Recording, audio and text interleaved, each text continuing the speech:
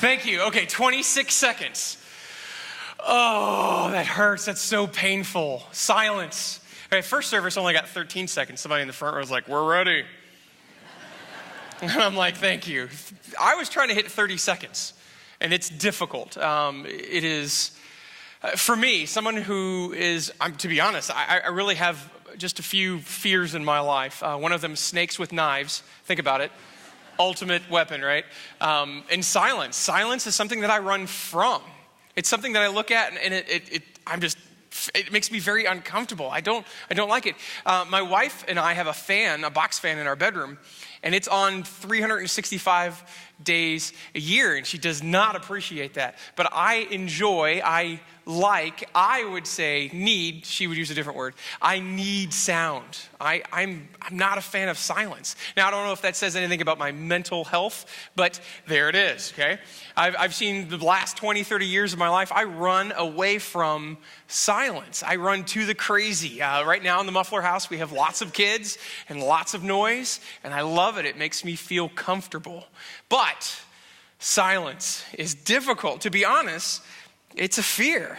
Now, on the other side of that, I've run toward the calamity. I've run toward the loud, busy, and the crazy. There are things in our lives that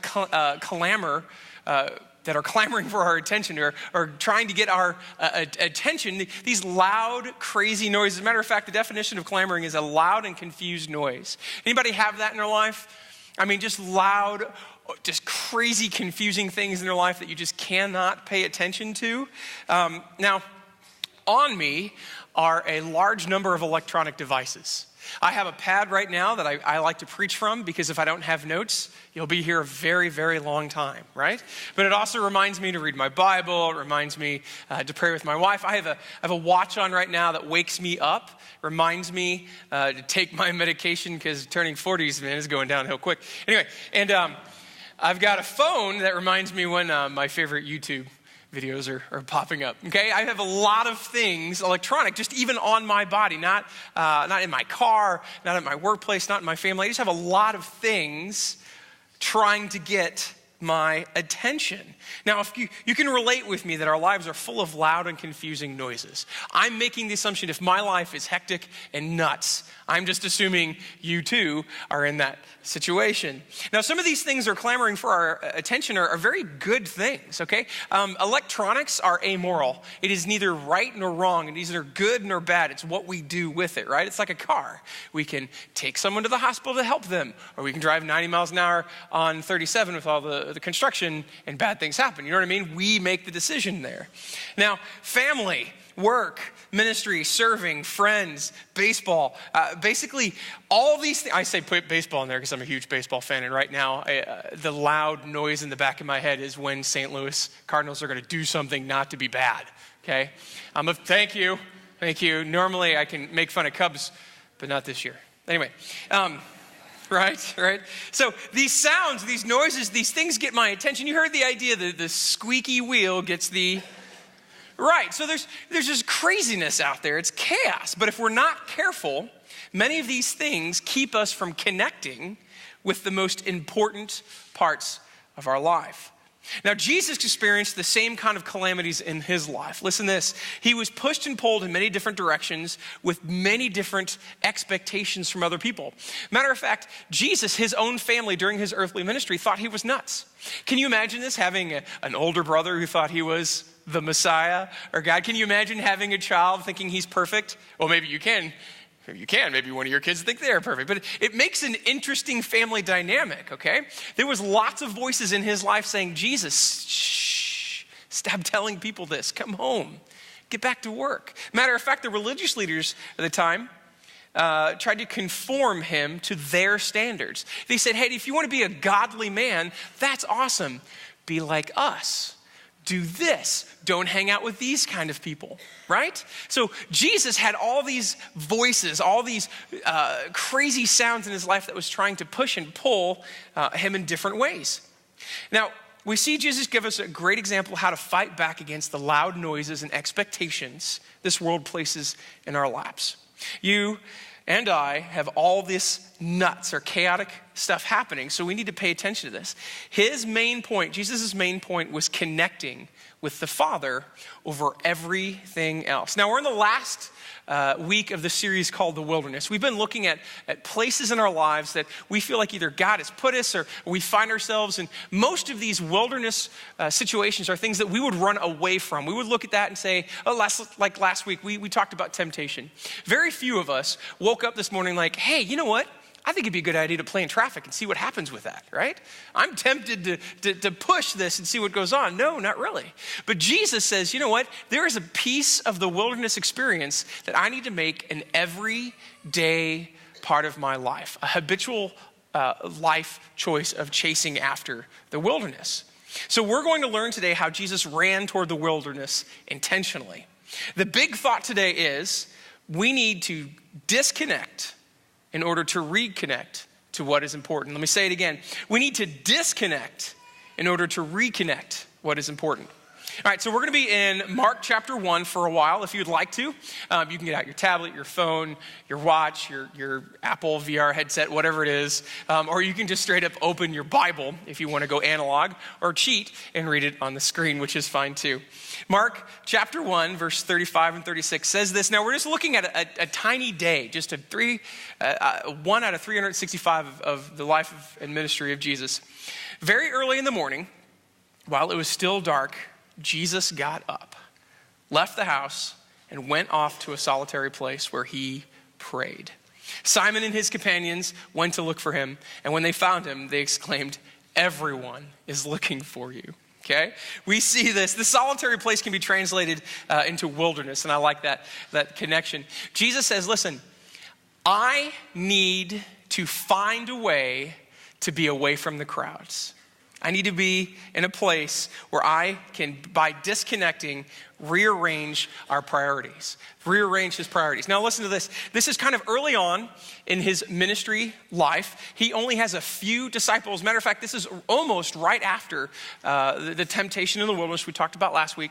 He spent 40 days fasting and praying. Now fasting and praying in the Old Testament went together like peanut butter and jelly. It was kind of the same thing every time. He spent 40 days fasting and praying, trying to prepare his life for ministry. So we see him very early in the morning, while it was still dark. He left his disciples. He left his followers. He left the groups of people that were demanding his time, and for good reasons.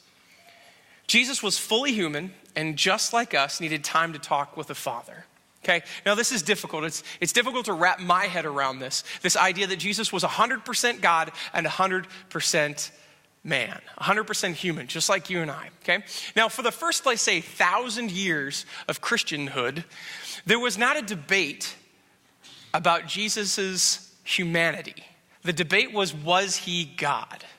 The conversation in church or culture or all these people gathering together and asking questions, it wasn't, is Jesus God, but it wasn't Jesus was human, but was Jesus God? Today, about 1,000 years after some crazy things happened, we live in a world now that looks at it and says, well, of course Jesus is God. He's perfect. But was Jesus really human? This shows the authenticity of his humanity. He took time every day to rearrange his priorities. He left and connected with the Father. He had to pray, just like you and I, for daily discernment. Where do I go? What do I do? How am I going to get this accomplished? His dependence on God was through commitment and communication with the Father. To produce God-pleasing decisions, he had to have this time to have conversations with God in prayer. Strength through difficult times.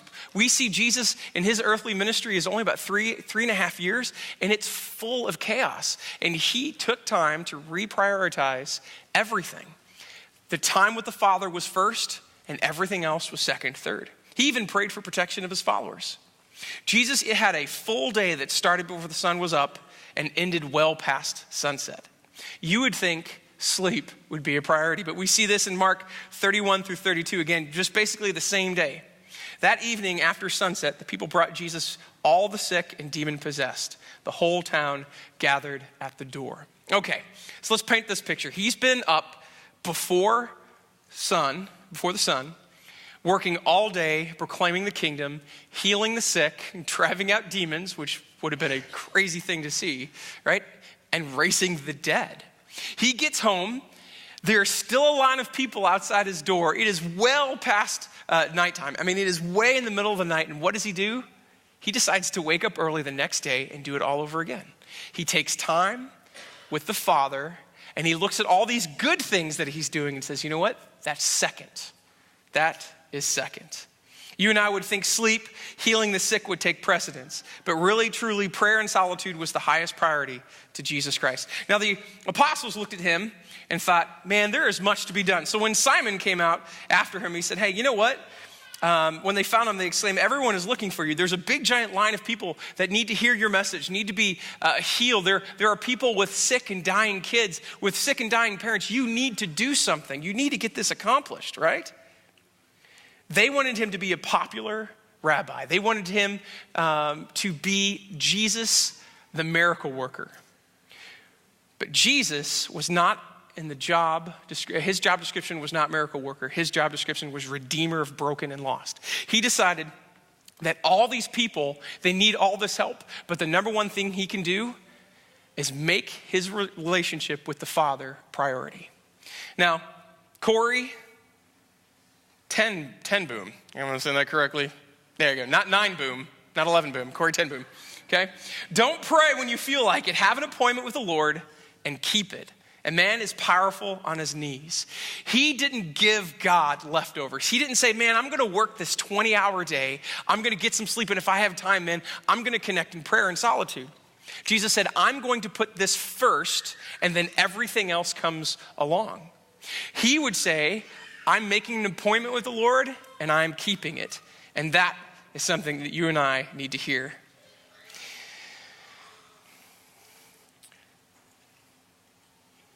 So again, I'll say it, disconnecting so that we can reconnect with what's most important. The next one is disconnecting restores God to his proper place in our lives. It is very easy to get things out of order. I don't know about you, but it is for me. Sometimes I put my salary in front of my wife. Sometimes I put my security in front of the people that I love. Sometimes I put my needs and wants before the benefits of my family. I'm just like that sometimes. Maybe I'm telling a secret. Maybe I'm just a human being. Maybe I'm just John. But to be very honest, sometimes my priorities are completely out of order. My life gets out of order. Sometimes we only use God in times of panic or in pain. And that leads to an out-of-order relationship with God. I've said this to high school students for years and years and years. Sometimes we treat God, we live a life that we want, have a great time, but knowing that there's a fire alarm in the back of the room, and if things get too out of hand, we can pull that and be like, God, help us. Man, my life has led to a burning building. I need you to help. Sometimes our lives kind of roll into treating God like Santa. I wish and I want this relationship, and if you give it to me, I'll be happy. And if you don't, well, I want this raise. Man, if I only had 10 or 20% more, I'd be so much happier. Come on, Jesus, if you give me that, we're going to have a great relationship, right? It's difficult. Now, Jesus was surrounded by physical, emotional, and spiritual needs. Because of his willingness to disconnect from the chaos, he placed the Father in the correct place. He was under the Father, and he knew exactly what was going on. Now, there are things that are urgent and important we must pay attention to, but those are often drowned out because of the unimportant and non-urgent things in our lives. Jesus started his ministry with prayer. Again, we see him coming from the fasting of the 40 days and 40 nights. He prayed for 40 days and 40 nights in preparation to be tempted by the devil, to start his earthly ministry. Do you think he was accidentally successful, or do you think he was so connected with the Father that he would make wise decisions? What if you and I decided to say, you know what, these things that are tempting us, these things in our lives that we've got completely out of order, if we spent some time, honest time on our knees, do you think some of those would reorder themselves? I would say yes. We're reminded to rest and reevaluate our priorities. This next one is, he gives us a great example of disconnecting, reminds us of the source of our value. Okay? And the disciples asked Jesus to teach us how to pray in Luke 11:1. If I'm with Jesus, I don't know if I would ask him to pray. As John Muffler, I would look at him like, hey, remember that time you walked on water? Can you teach me that? That would be a cool party trick. I would impress a lot of people. Hey, you remember that one time that you healed that lady? Hey, I'd like that. Can you teach me that? Remember that time that dude was dead? Can you teach me that? Can you imagine? The disciples watched Jesus day in and day out. And they figured it out. They said, you know what? Your power comes from prayer. Your discernment comes from prayer. Your connection to the Father is everything in your life. So they didn't ask, hey, can you teach me how to do a miracle? Hey, can you teach me to walk on water? Can you teach me to make wine from water? They asked, can you teach me to pray? And I love that. Our value is in Jesus Christ, not what we produce. I'm happy and proud to be an American. I was raised in a family and a place where I feel like if I worked very hard and had a little bit of luck, I could almost be anything I want.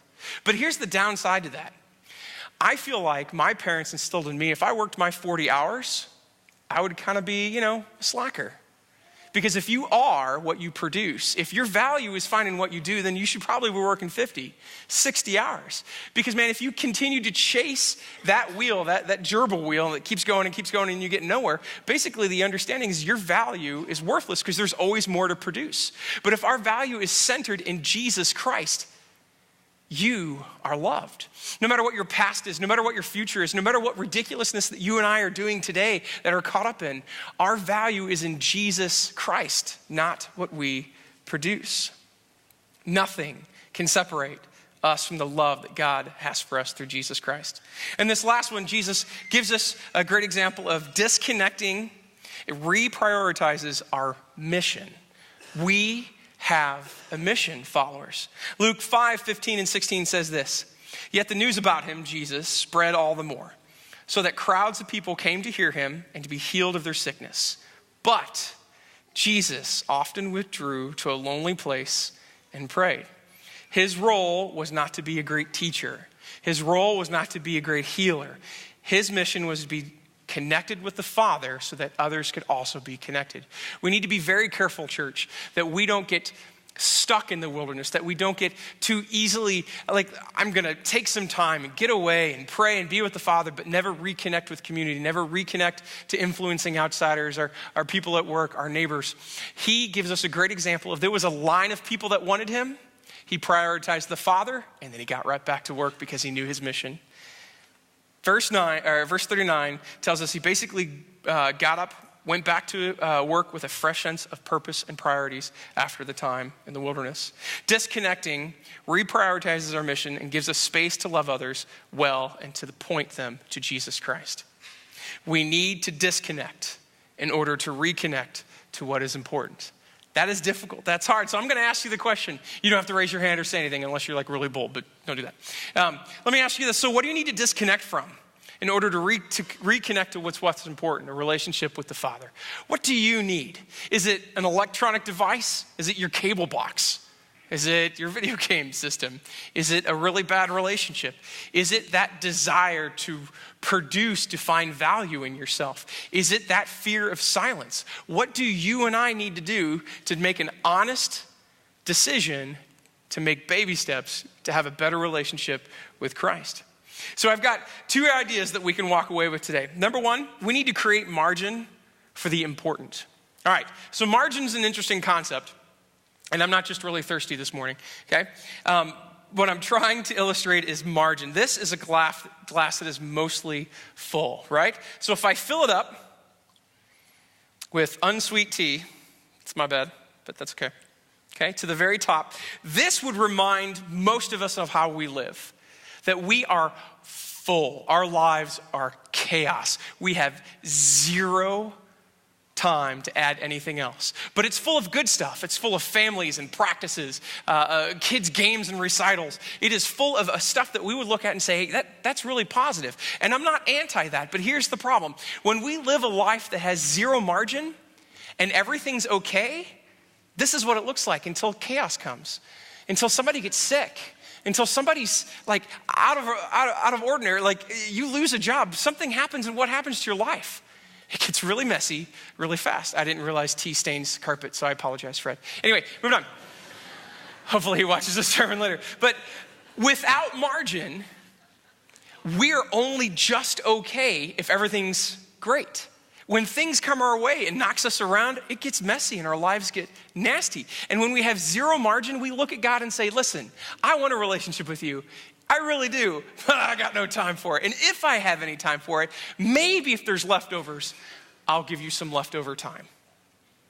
So if we live a life without margin, you and I are feeding into the chaos, the calamity that's trying to push and pull us around. What we see Jesus, I know this is a little empty, but what we see Jesus is prioritize that there is going to be time to connect with the important, and then everything else can have its place. And that is difficult to do, because if you are living a life like me that is kind of to the very brim, we need to get rid of things that we would consider good in order to have a full relationship with Christ. And that is not easy. One of the things we can do is figure out what is urgent versus non-urgent, what is important versus non-important. Urgent things happen when, I don't know, your kid swallows a piece of metal and you got to go to the ER. I would have no idea how that works out. Right? If somebody gets into a car accident, if something weird happens, you have to deal with that. There are things that if you don't deal with today, it might kill you tomorrow. I understand that. That's great. But here's the problem. We need to figure out the difference between important and non-important, because we love making unimportant things, non-important things seem very important. Like my fan, right? I don't know, television shows that, man, I don't think I have time, but I'll find a way. I'm going to have to cut something out. Here's my problem. I only mow my lawn when I get to listen to a Cardinals game. So if you're a neighbor of mine, since there hasn't been a lot of day games, I apologize. My grass is out of control. But I think it's important for me to mow only if I can listen to a Cardinals game, right? So we need to evaluate what is urgent, what is not urgent, and then we need to discern what is important and what is not important, that we just want it to be important. And the last one is baby steps towards solitude or silence. And this is where I'm preaching myself more than I'm preaching to anybody else. You and I need to make a decision to say our connection with the Father is more important than any other connection, and we need to start making time. Now, you're not going to go to 0 to 60 in a week. It's going to leave you frustrated or in a slump. But you and I can take 5 minutes, 3 out of the next 7 days, to find some silence, to turn things off, to connect to the Father. Baby steps. Start small and work tall. So in a couple weeks, maybe it's 10 minutes 3 or 4 times a week. Maybe, check this out, and here's what I really want you guys to do. I would strongly encourage you. Listen, if you've got the flu, you call in sick. You tell your boss, hey, there's a lot of vomiting you don't want this with, right? Okay, I'm not showing up. Matter of fact, it's very vogue nowadays, and I appreciate it, to even call in for mental health issues. To say, listen, man, I am struggling today. Something is out of whack, and I'm going to take a mental health day. Here's my encouragement. I would love all of us in the next 6 weeks, take a spiritual health day. Take a day from work and be okay with it. Take a day from your family, and it's okay. To connect to the Father, you've got to start someplace. My encouragement is take a day and get away. Find some silence, find some solitude, and reconnect to the Father. Because if we are either followers of Christ in here or people who are asking questions about Christ, we need to figure out what He did to be successful in His relationship so that we can imitate and mimic that success. What if we did that? What if you and I in the next 6 weeks said, you know what, I'm going to try some of these baby steps. I'm going to take a spiritual health day. What would it look like if we committed to putting Jesus and our relationship with Him first and everything else kind of fell away? We need to disconnect in order to reconnect to a loving Father. What would it look like? Maybe instead of chaos and confusion, we would find some peace and clarity. Maybe instead of everyone else controlling your schedule, you would have some determining direction in what's going on in your life. And the last one, instead of giving God the time you have left over, He would receive your best instead of your leftovers. So my encouragement, church, is this. When we see the chaos, when we see the noise coming at us, and we have to take care of the important that's kind of not really important, but we think it's kind of important, we kind of lose out on a relationship with God. When we make the main thing, and that main thing is that relationship with the Father, everything else slowly but surely makes its way in the correct order in our lives. That's my prayer for you. That's my hope for this congregation in this community.